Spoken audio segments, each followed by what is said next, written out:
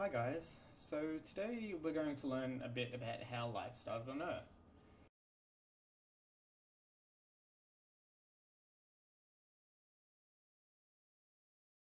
Now, about 60 years ago, in the 50s, a couple of scientists decided to try to replicate the conditions of Earth before life was known to exist.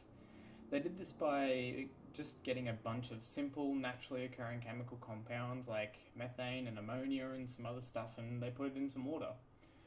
They knew these compounds existed because you can actually do analyses on rocks from back then to find the relative abundances of compounds in the atmosphere.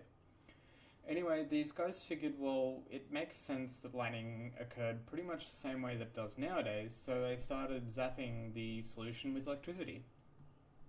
And what they found was that eventually the compounds reacted with each other randomly and produced a bunch of new molecules.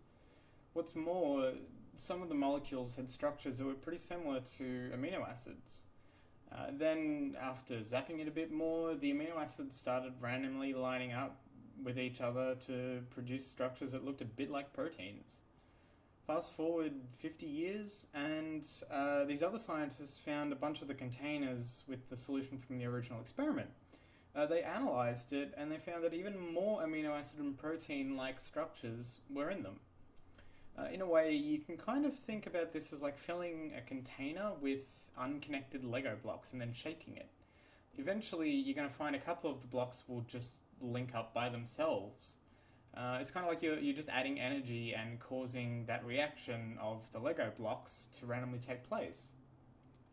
So nowadays, scientists think that this is how life actually started out. These random protein like things floating around, and eventually they might have started looking like DNA.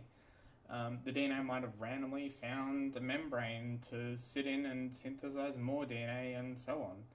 And eventually, this probably led to more and more complex structures forming, and we get the appearance of the first organisms in fossils.